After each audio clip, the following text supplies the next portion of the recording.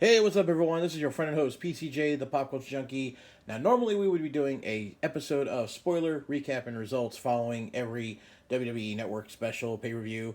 Well, this time around we did a little something different because I was invited on a local podcast here called A Thing, and we did a two-part discussion on both nights of WrestleMania, and we covered most of the matches, shared our thoughts and opinions on happenings, the results, choices made, because this was a very unique WrestleMania this year. We had two nights of WrestleMania inside an empty arena with no audience. First time ever any of this has happened, all because of the craziness going on in the real world. So we decided to do a little podcast talk, and you can enjoy it with me here. So check it out. Is part one now, and we're talking about day one of WrestleMania. So check it out, enjoy. Make sure you go to iTunes and you can follow A Thing and subscribe and check out their weekly episodes. Enjoy. All right, Thing of Tears. Miss Nancy's off doing Miss Nancy things. Hopefully keeping her social distancing while she does it. But we are lucky enough to be joined the day after WrestleMania by the one and only Pop Culture Junkie to kind of dissect this unique format they took this year with a part 1 and 2. So, how are you, Mr. Junkie? I am staying as sane as possible indoors, and we have the amazing genius that is Vince McMahon to thank for 2 crazy nights of wrestling entertainment, even though the rest of the world is completely shut down. Yeah, but, I'm kind of thankful. I needed a sports fix. I really did. Yeah, you must have needed one for this show. You don't understand. Usually I'm about 2 weeks into baseball season at this point. Second week starting up. I've probably watched every game. I've got some things going on. I got fantasy going for me. Right. Basketball to supplement that, getting into the playoff hunt. I'm not even a big basketball fan, but I actually will sit and watch about this time of year because I like drama for playoffs. Sure. March Madness was just wrapping up, and all of that's missing. So, thank you, Vince, for giving us 2 nights of empty arena wrestling, and I want to address that elephant in the room first. That was awkward. It was, for the longest, everyone, and I say everyone in the wrestling community, internet wrestling community, whatever you want to call them, everyone's thinking, okay, baseball's not going to happen, basketball's not happening, football, blah, blah, blah, all these things are being postponed or canceled or pushed back. Movie theaters aren't even showing, movies anymore. Theaters aren't doing plays. Everything's getting shut down, all because of what's happening in the world. It's a real serious thing, obviously, not taking anything away from that. So we're like, okay, so wrestling as well, it's a show, so it also needs to be just postponed because you can't have multiple people gathering in a room to watch the show, let alone multiple people in a ring. But then, if you think that's going to happen, you don't know Vince McMahon, because if Vince doesn't want to do something, he doesn't do it. He's a stubborn old bastard, and he's like, no, we're going to still do this, and it's like, but this is WrestleMania, the biggest show. You're used to having 80,000 plus people inside of a arena or stadium. You're still going to do a show? How? It's like, oh, just take out the audience. We don't have the audience. Okay. And that's not going to be weird. Yeah, that really hurt some of the performances, because you could tell a lot of these matches were rehearsed for the audience. One of the biggest tells on that was, and we'll get into the matches themselves in a minute, during Kevin Owens' match, you could tell that was a moment when he reaches for the microphone and pulls it. He doesn't need the microphone. No, you could hear them in the ring grunting like you're watching some questionable other viewing material. Yes. There's parts where you could look away from the screen and just hear what's happening, and you're thinking, am I watching Joe Exotic's private home video collection? What's going on here? Oh, Joe Exotic, the meme the world needed at the right time. Exactly.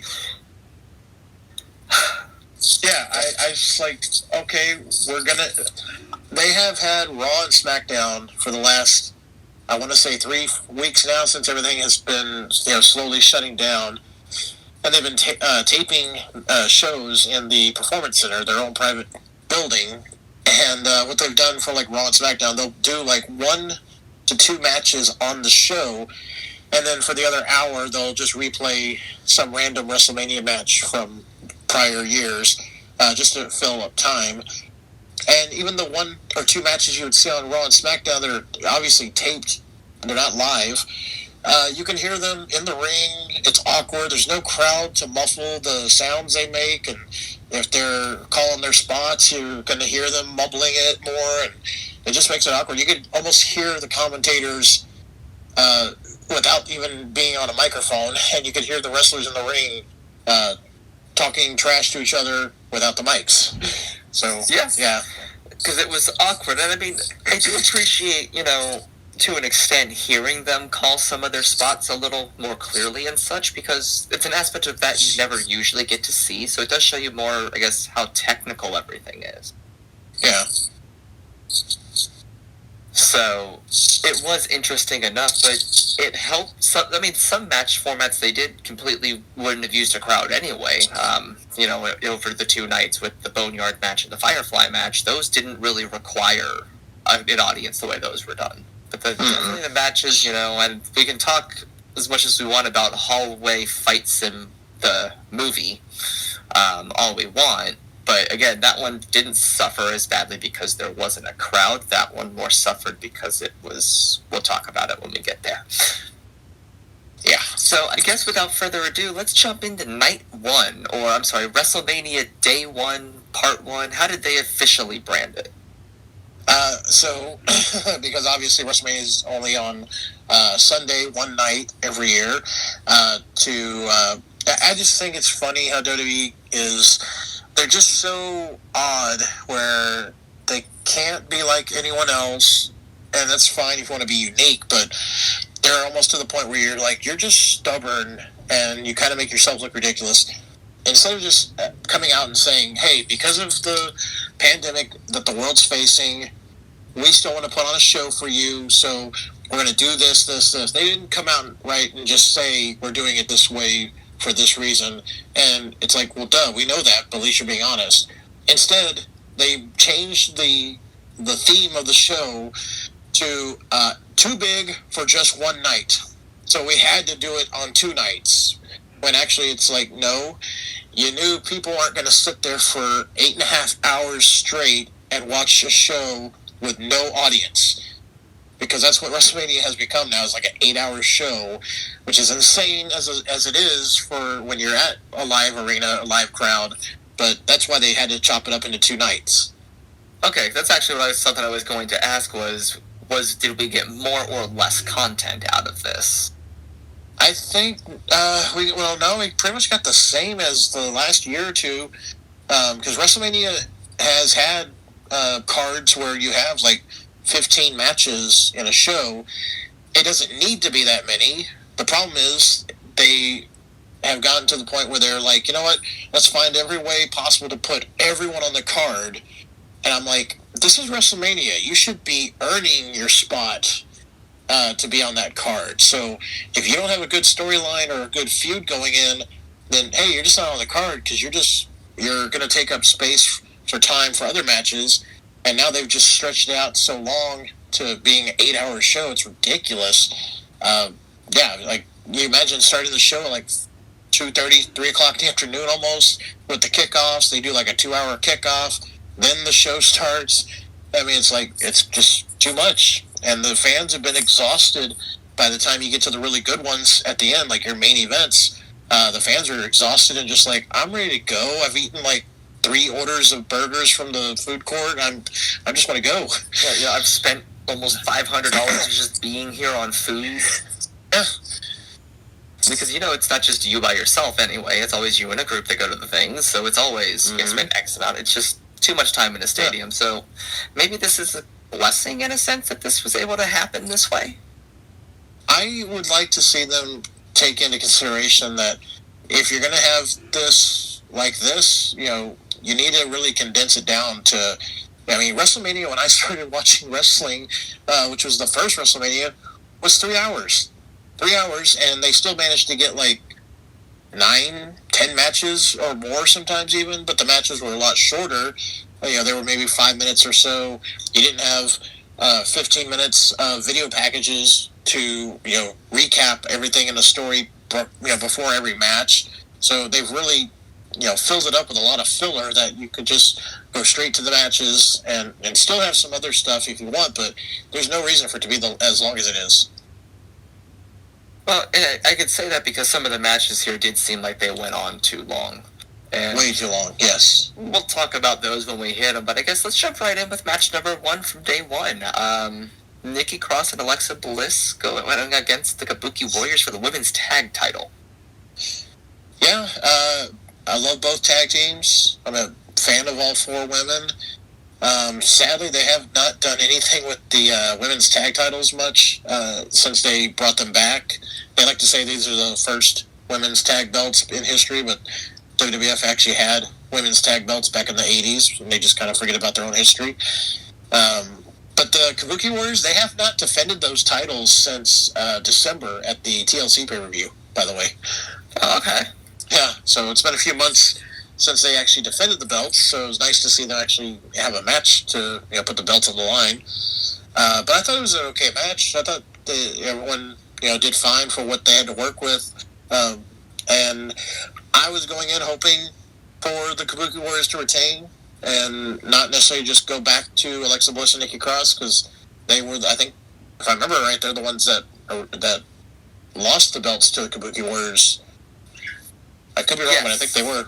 Yeah, they were. I actually saw that match. Okay, yeah. They lost the belts to the Kabuki Warriors, and that was like September of last year or something. It was on Raw, I remember. Yes, it was like September or October of last year, because I had just decided to watch a random Raw because we were talking about something. Yeah. So, you liked the match, though? I enjoyed it. This match got me into... So, I'll be honest, I watched both nights. I watched day 1 this morning, actually, and I watched day 2 live. So, I got a little bit more into day 1 because this match was a better hype-up match than what day 2's was, I think. But this really, again, it's just... For me, it was weird seeing this without a crowd, because I'd expect to see the crowd into it during some of these moments when they're on the ground and making those comebacks and coming up. Yeah. During the pin and the epic roar, because I know Alexa Bliss has a lot of fans. Oh, yes. She's got a lot of fans, and her winning the match, that place would have been on its feet screaming.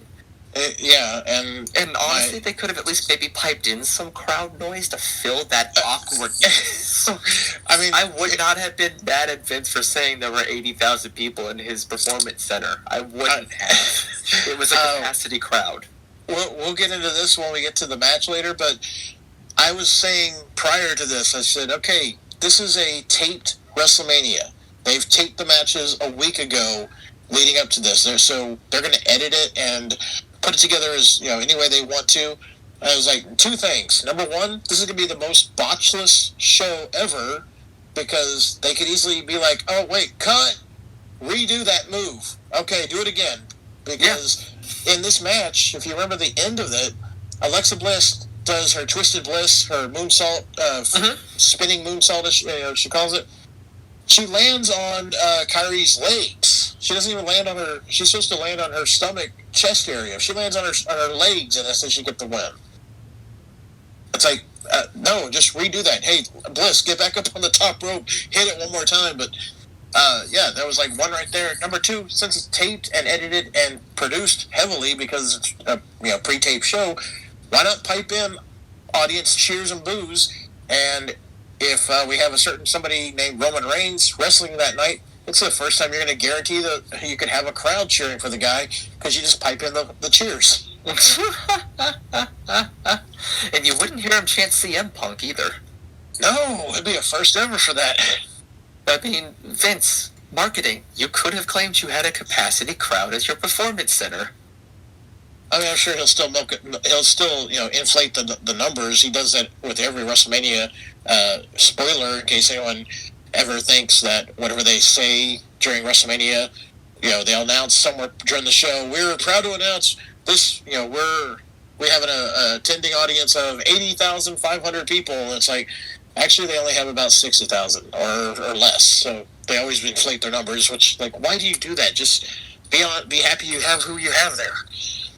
So, to be fair, yeah, I'm sure 50,000 people show up for a wrestling match. Yeah, to be fair, 50,000 people show up in one spot for a wrestling match. That's something to be proud of. Right? Something to be ashamed of? It's more than some professional sports teams pull. Yep. So the Kabuki Warriors dropped the belt. Cross and Bliss win. So they're now the champions for the tag. And we can move on, and we'll talk about not the next match, because really I don't really care about Elias and Corbin. I don't. Nope. Elias beat him. He beat him over the head a few times with his guitar. Couple moves, couple here, couple there. The thing that pissed me off about this one is Elias cracks his guitar over Corbin right before the match even starts. Corbin is the heel. He gets in the ring and the ref keeps going, "Are you want to start this match? Do you want to start this match?"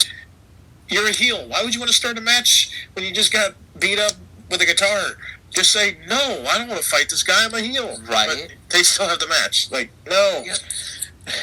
And nothing happened. It wasn't memorable. No, it wasn't. The next matchup is Becky Lynch against Baszler? Oh, Shayna Baszler. Shayna Baszler, thank you. I can't pronounce her last name. Yeah. I paid attention to this match. I watched it. I saw the ending. I wasn't really...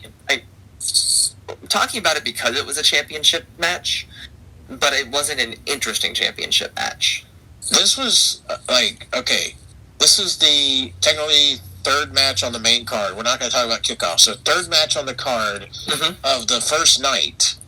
And you have Becky defending the Raw Women's title that she has held since last year at WrestleMania when she beat Ronda Rousey in a triple threat match with Charlotte. But she beat Ronda and Charlotte in the main event to win both the women's and women's Raw and SmackDown titles, which Ronda and Charlotte each held at that show. Becky went in with no titles. She left with both.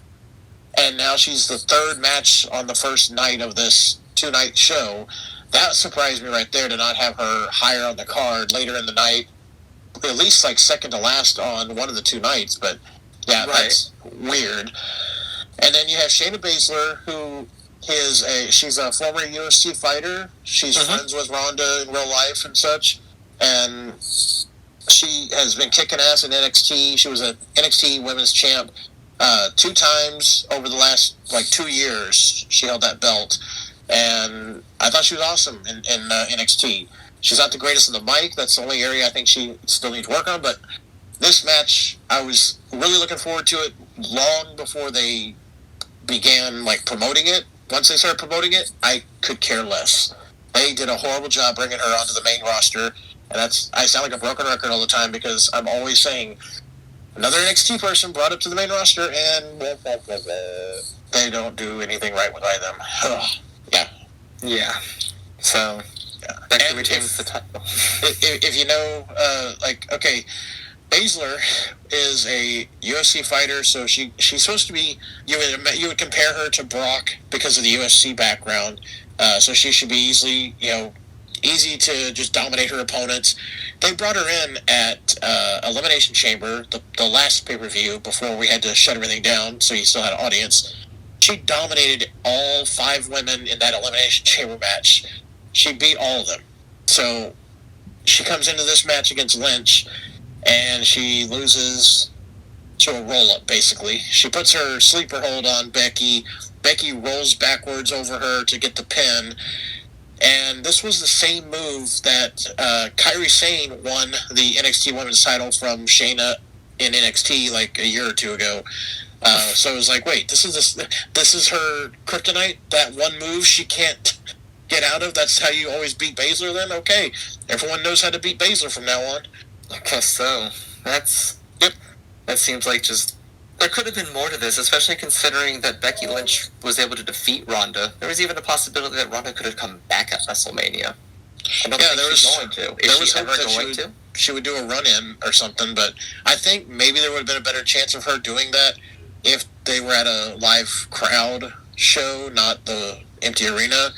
The last I've heard of anything is Ronda still wants to have babies. That's why she hasn't come back, even though she is still under contract with WWE. Because I know they're still making action figures and whatnot with her, and probably doing publicity stuff, but I mean, that's the last I've heard.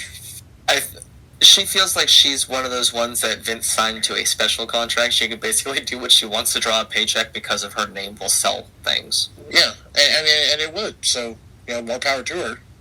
So, but I think she's probably one of the best to come in and pick up the sport of professional wrestling pretty much better than any woman I've ever seen. I mean, she's a natural athlete, of course, from her UFC and Olympics, but she came in and it's like, holy crap, you're like good. People had doubts jumping from anytime there's an athlete from like football or UFC that comes in, there's always like, okay, just because you did a legit sport doesn't mean you can do this, because it's not the same thing, but people think it is. But I thought she kicked ass. Yeah. So, nice to see her back. So it would. The next match on the card was the Intercontinental Championship. Daniel Bryan against Sami Zayn, and it was Yeah, I mean, Sami Zayn retained. I don't know why he likes to dress like Fidel Castro, but that's his look he's going for now. Yeah, I saw that, and him and his little group, because wasn't Nakamura the title holder at one point as well? He was the title holder, and then Braun won the title. I don't even remember now, but he won the title. And right, because that's when he was feuding. That's when him and AJ Styles had teamed up at one point. Yeah. During that, when he won the title. Yeah. Or it was not him and AJ Styles. It was him and Seth Rollins, wasn't it? Because they both had the titles, and then the titles went on the line. And well, they had Sammy, Cesaro, and Shinsuke in a 3-on-1 match against Braun, and whoever pinned or submitted Braun would win the title. And everyone thought, okay, it's going to be Shinsuke because he was the last champion, but instead Sammy got the win because Cesaro and Shinsuke let him get the win. And it's like, okay, but the thing was, Sammy hadn't even been wrestling in months. He was technically their manager. Okay. Yeah. I mean, it's like, let's have, Bobby the Brain Heenan come in and pin somebody to win the belt. Okay. He used to wrestle, but not now. So, we'll move into the next one. Because the next match, I think for me, one, it's unique. Two, it was made because of the times we're in with the restrictions and the guidelines and the social distancing protocols. That's, I think, where we got the premise of this match. And this match would have been much better with a crowd, but was still really good without one. And that's the ladder match. Yeah, originally it should have been Morrison and Miz against the Usos against Kofi and Big E. Yeah, so against their moment of that's part of the New Day and the Usos and Morrison and Miz. So they all should have been all four, six of them in the ring. But we can't have that many people plus announcers and camera crews in the room. Well, that's part of it, but also the Miz in real life, not storyline, in real life, he showed up at the Performance Center when they were starting to do, I guess, tapings for other things or get ready to do tapings for Mania, and he was legit sick. Not COVID, not Corona related. They've said clear he doesn't have that. It's just he's sick, and he was sick. So they're like, well, he can't wrestle. He can't do this. So we have to change plans, and that will actually segue into the match later on with where Roman Reigns was originally advertised. That led to Roman realizing I don't need to be here, and got out of town as well. But the Miz, so Roman's the only one who actually said, you know what, I don't care. My safety came first. He was probably I know there's a couple other people that have said, I wasn't going to do it. I'm not going to show up for this. But yeah, he was the one that really put it out there he put it out there on his social media, letting everyone know I'm not doing this, even though they kept advertising him for the match until like 3 days ago. But even on SmackDown, I think it was on this past week's SmackDown, they had, and this was all pre-taped, of course, so it was like they had all this stuff taped and didn't think to call an audible or something and just show, you could easily just put a still image and say, oh, change of plans, this happened, whatever. But they were still advertising Morrison and Miz and the Usos and both New Day guys, all part of this matchup before the weekend. So, yeah, we still thought we were going to get all 6 men in the match. And so that's where this becomes interesting because I guess the point is you have to get both belts. Yeah, it's a ladder match where they put the title belt, whether it's a singles match or a tag title match, you put the belts above the ring. Nowadays they have them hanging on this stupid golden hanger thing. Yeah, I saw that. Oh, I hate that. It used to be just a ring hanging from the ceiling or from a cable, and then to win the match you had to climb up, pull the belts off of the ring, and just hold the title. Now they have them hanging on this golden hanger, and you don't grab the belts or titles. You have to just unhook the hanger, and you have to be like off of the ladder on the ground holding that, and you're the winner. So that kind of leads to the end of this match, because this was a great match, but the ending was a little interesting. Yeah, the match was great. You can go on the WWE Network, and you'll see Morrison, the Usos, and Kofi Kingston. You'll see all of these guys in previous ladder matches, and they're amazing. They know how to do it, and the match itself was great. But we get to the ending, and we see all three of them holding the hanger at once with the belts still attached. And they headbutt Morrison, and he just falls backwards, grabbing the belts as they come off the hanger, and that's how he wins and retains. Yeah, it's it's a weird ending, but they did really good. They did. I don't think that ending put any of them over necessarily, except unless they're just trying to go with okay, Ms. Morrison can't beat people, but they can get by on a whim, something. Right. Yeah. Which that's the way they're going to go with their characters. I mean, then mission accomplished, I guess. Yeah, mission accomplished for sure. Now, the next match is probably my favorite match out of both nights.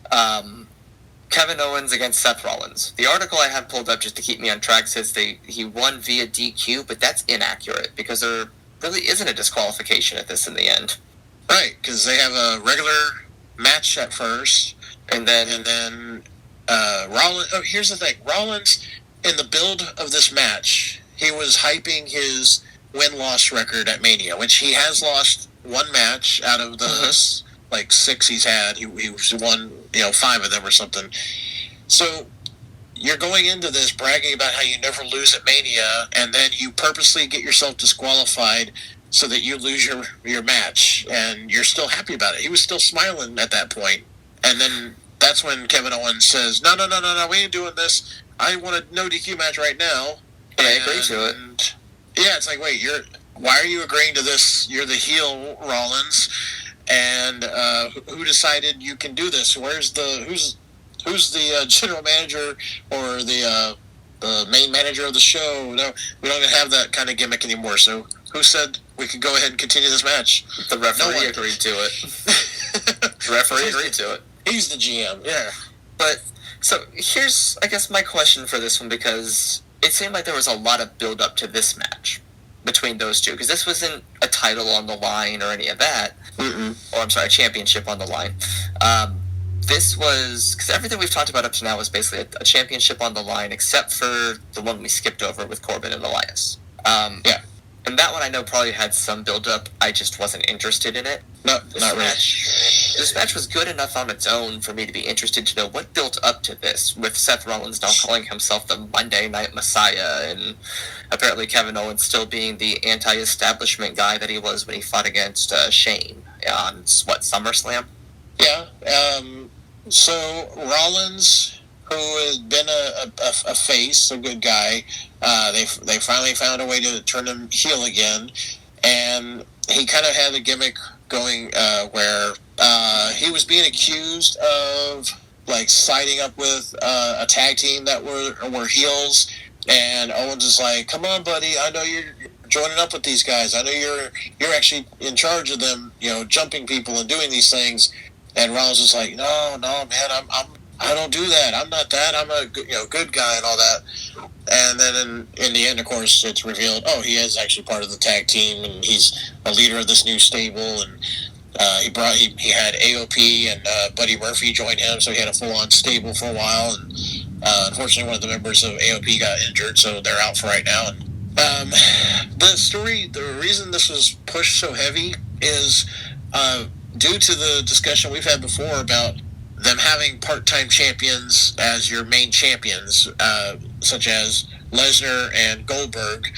And Lesnar was, WWE champion on Raw, but he's never there. And so you have to have some other story going on to intrigue the fans, and this was the top story being pushed on Raw for every week, because you don't have your world champion there to do any kind of storyline gimmick for a while. There's months that go by, pay-per-views have come and gone without the champ on there because, Lesnar only works a set amount of dates, and he never wrestles on TV, so this was why it was pushed so much as, a main story, even though there's no belt, because again, Lesnar had the title. Gotcha. And I think that Lesnar not wrestling on TV is a whole nother thing. But yeah, we this match gave Kevin Owens his WrestleMania moment, though. Oh, it did. Everybody usually has awesome. one, and that's a big old boy. Yeah. And as much as I know it was rehearsed, that had to hurt. Oh, I mean, you had to be spot on. That was a tricky dive, or elbow drop, actually, is what you kind of hit there. But I mean, you're off just a little bit, and you're just flat lining yourself. Yeah, and that I thought that was a great spot. I saw Kevin Owens had tweeted on either Sunday or earlier this morning. He posted a tweet. Somebody had posted about saying like, "Oh man, if they had the show in Tampa where it was scheduled to be, and they have like a giant pirate ship there, of course." Yep. He was like, "Wow, I would have loved to see this, be part of your match." And Kevin Owens retweeted saying, "Oh, actually, I was there, a few months back, and I was looking all around at ideas, and I saw that ship too, and that's something I would have tried to jump off of for the moment instead." That would have been cool. Yeah. If they had set the run up close enough to it, that would have been cool. But it was good. And this was just a well-done match. Seth Rollins is from what I can tell at least, he seems to be a really good wrestler in general.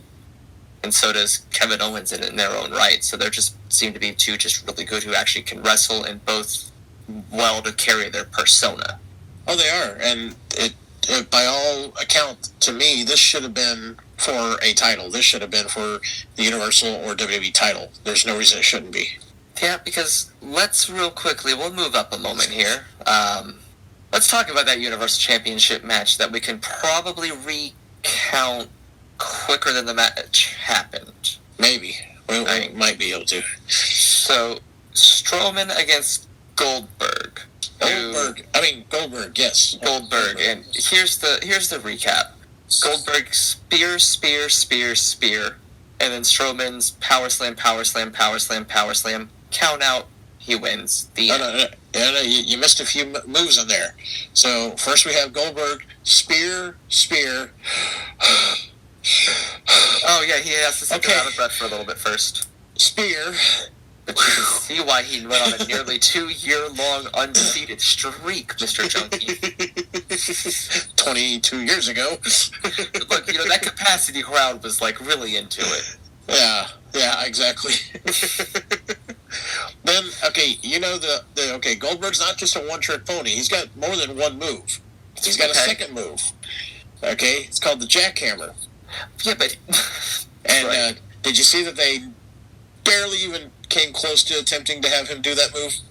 They tried. They kind of kicked out of it. Yeah, he got his head under... he got Strowman's head in the headlock, and then Strowman quickly, reverses out of it. I was thinking, how are they going to pull this off with Goldberg? Let's say he actually hits the jackhammer, as best he could. But let's say they were like, okay, Goldberg, you're going to hit the jackhammer on him, and then Strowman's going to kick out, and then, he'll hit his finisher and win or whatever. I'm like, well, how are they going to maybe pull that off if they try to let Goldberg do the jackhammer? Because just, last year we had in Saudi at the Crown Jewel, we had, or Super Greatest Show, I don't know, whatever that Saudi show was called. They had Goldberg versus The Undertaker. Oh, Lord. And He damn near killed Undertaker in the ring trying to do the jackhammer. He basically dropped him on his head, and it looked like it almost killed Goldberg to put the move.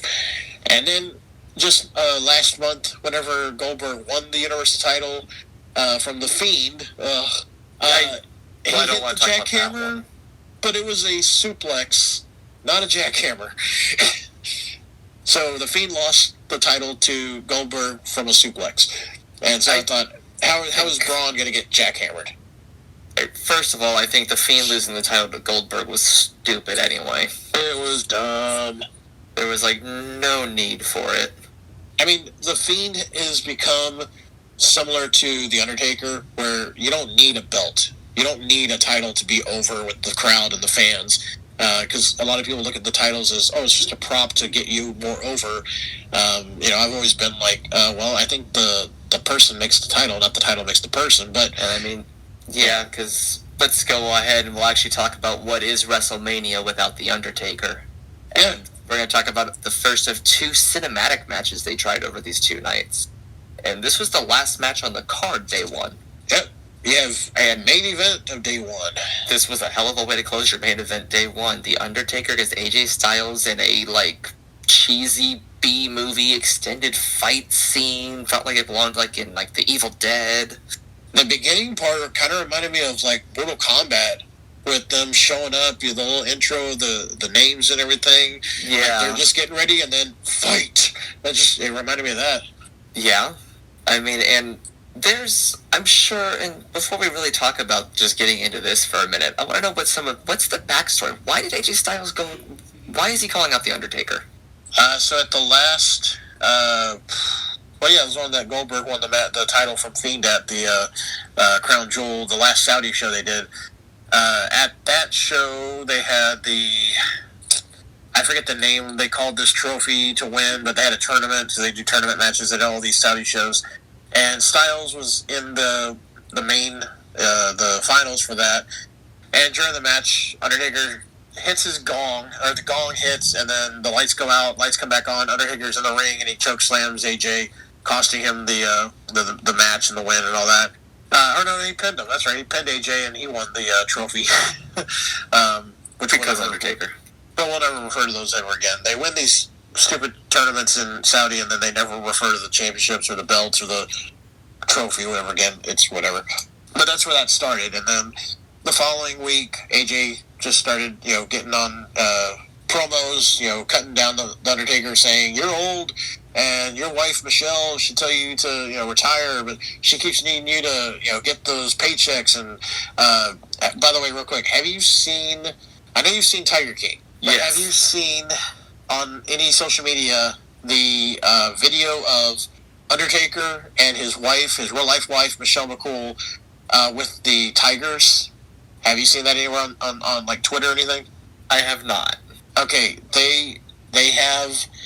It looks like they're at their home, but they could be somewhere else. I don't know exactly where. But they're in a pool, and they have a tiger laying across on the side of the pool. They're standing in the water, and the tiger's on the side of the pool, and they're talking to you almost like it's like a Sarah McLachlan video saying, "We have to save the tigers, or else they'll never rest in peace," or something like that. Real quick, the tigers that they're talking about there and that they had there came from what's his name, Doc Antle, the guy from Myrtle Beach. Oh, okay. Yeah, so nice little tie-in there for what's happening right now. Tiger King has many reaches. Apparently, There's also a new episode coming that they were talking about. There's like one more episode they're going to be filming and releasing as a follow-up. Oh yeah, I heard about that because there was somebody that got one of those cameo videos from the Jeff Lowe guy. Yeah. Tiger King thoughts soon. Tiger King thoughts soon. Tiger King thoughts will be soon. I'll be looking forward to hearing that. But we gotta get back on topic here because this match was something else. So they had the Tigers on the lab, so he's calling them out for like the lavish lifestyle, and his wife, she thinks they're running low on money, sends him out to fight. Yeah, it's like so Michelle McCool is being part of the storyline, even though she's not on the show. She wasn't even at the Boneyard. I thought she was going to make an appearance. But yeah, the story was saying that. Well, first let's see. AJ brings up calling Undertaker Mark Calloway, his real name, which I was like, right. Which I mean, everyone why knows are you doing that? But why do that on the show? And then the whole time, even at the Boneyard match, you have Undertaker showing up and calling him, all right, Alan, let's go. Alan Jones, which is AJ Styles' real name. It's like, okay. All right, so I think, all right, but now I can understand the Undertaker. And at least the Undertaker is doing. He's going, "You're going to call me by my name? I'll call you by yours." Because at the end, he does say, "What's my name?" Oh, he says, no, he says, "What's my wife's name?" Huh? What's my wife's name? Which, I don't know what her real name is. It's not Michelle McCool, but... Right. Well, do you remember yet? What about my name? Who's old now, son? The Undertaker's trash talk is on point. And I like that he was trashing him while he was punching him. And they gave him the biker look for this one, which was great. He showed up in the old, I guess when he first kind of started, he had that motorcycle gang look, and I loved it. I loved and was still, maybe this is just being greedy. I don't know if you know about this, but, obviously he started off as The Undertaker, looking like the Grim Reaper kind of character or whatever, but later on, he went away for about 9 months or so because he was injured, and he came back to what was it, Judgment Day? I think it was Judgment. I can't remember the pay-per-view, but it was in 2000. He came back, but he debuted as the American Badass, The Undertaker. So he came out looking like a biker, wearing jeans, the biker vest, bandana, all that stuff. Rolled out on a motorcycle. We're like, this is The Undertaker? What happened to the but he did that for a while, and he was calling himself Big Red Evil or Big Evil, and I liked it. He came out to this is back when he came out to American Badass by Kid Rock, and then later on he came out to the Rollin' by Limp Bizkit. Yeah, and with this he came out to Metallica. He rolled up to Metallica. Yeah, which was nice. I liked that. I heard that play, and I was like, okay, it's not Limp Bizkit, it's not Kid Rock, Metallica. It's all right. It's not great Metallica, but it's Metallica. No, but it was great. And he comes up on that biker look, which I love. But then they also tapped into him having his mystical powers still at the end of the match, which I loved. He raised his hands, all the flames came up. Yeah, I had a lot of trouble comparing this to. Do you know who Matt Hardy is? I do. The Hardy Boys, right? Yes. So Matt Hardy came up with this character a few years back, Broken Matt Hardy. He started doing it in TNA as well, and the companies. When he came back to WWE, he was just the Hardy Boys, and then eventually they did Broken Matt Hardy, because they always have to change something. They can't have it the same way, which I'm actually glad they didn't try to get him to sell them his character, because then WWE would own the Broken Matt Hardy character, because now currently he's Broken Matt Hardy in AEW, so even better. But they had this match called the Ultimate Deletion, which was it was a Hardy compound. It was like their compound around one of their houses, and just like with the Boneyard, that was kind of like the similar thing. We had a match outside with all kinds of gimmicks happening, and they did do one in WWE where I think it was Bray Wyatt against Matt Hardy. And so this also reminded me of that. But Matt Hardy also, his new gimmick has the power of teleportation. And so seeing Undertaker do that, it's like, are we just copying AEW now? Because Undertaker's never really teleported before. Yeah, that's because the lights went off and he was just behind somebody. Yeah.